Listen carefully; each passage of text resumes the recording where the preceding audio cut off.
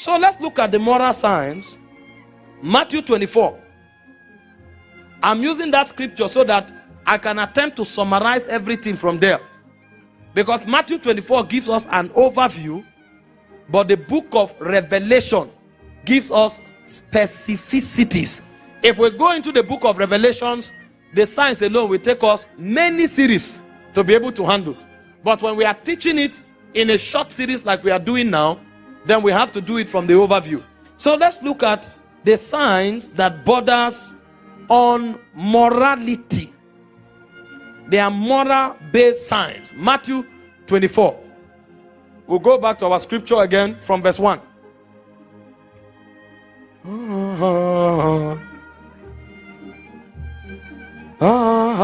Hey. Hey, ha.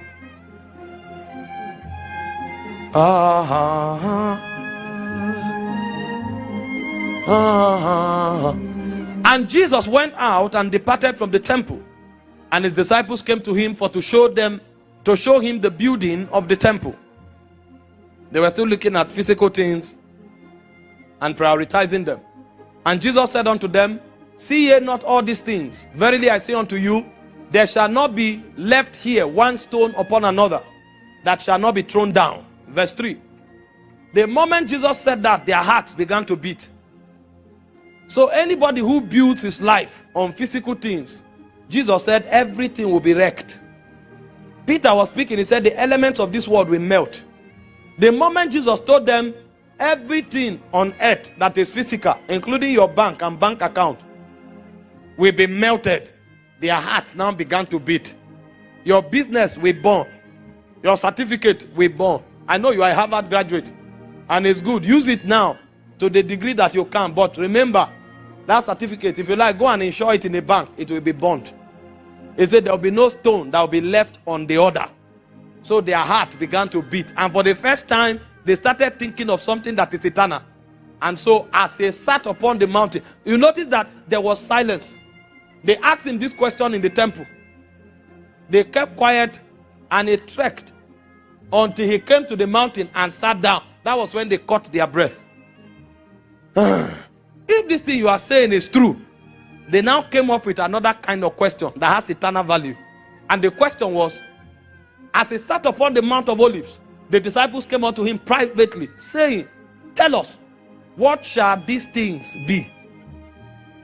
And what shall be the sign of thy coming? And what shall be the sign of the end of the world?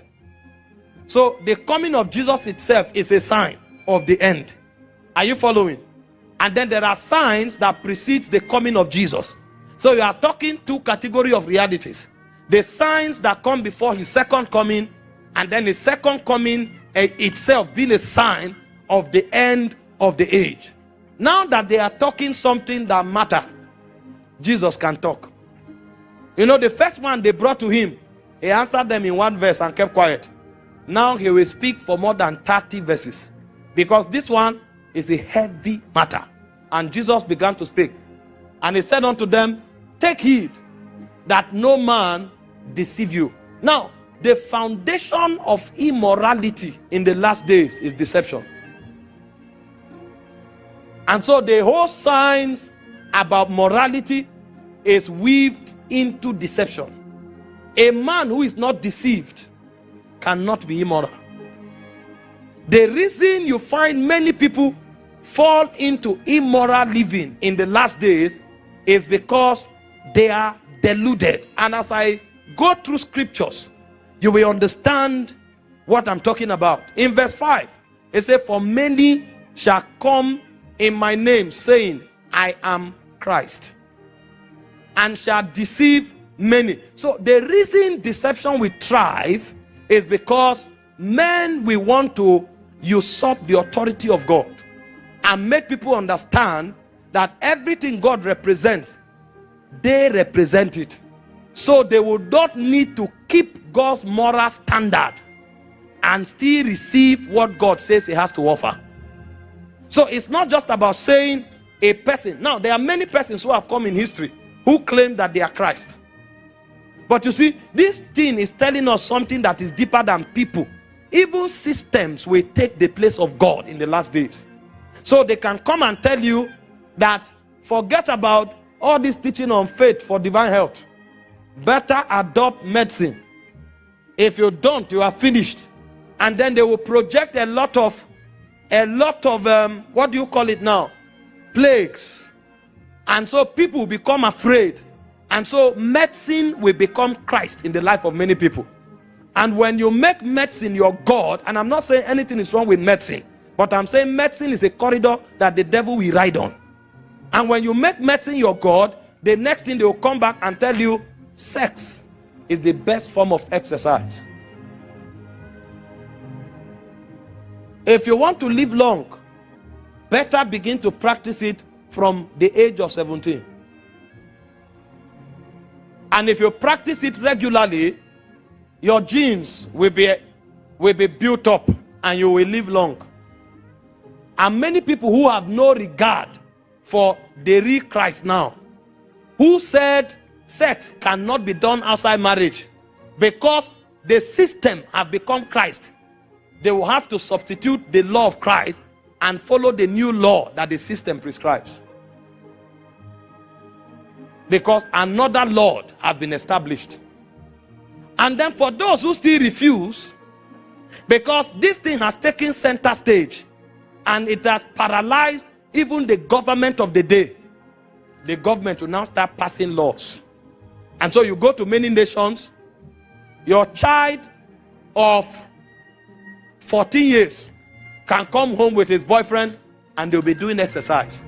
If you talk, you'll be jailed. Because medicine is now Lord.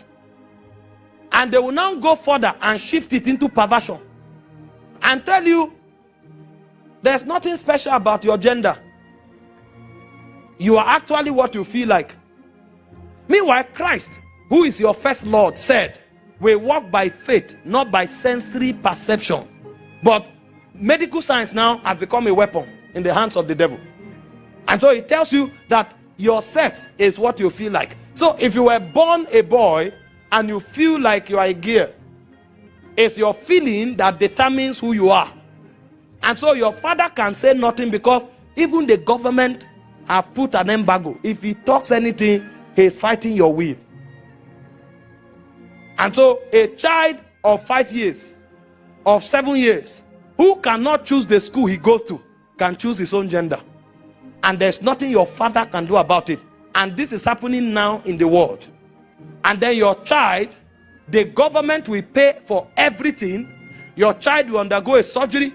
Your child will be, his gender will be changed. And he will become a transgender. And he will become an ambassador to motivate others to follow the delusion.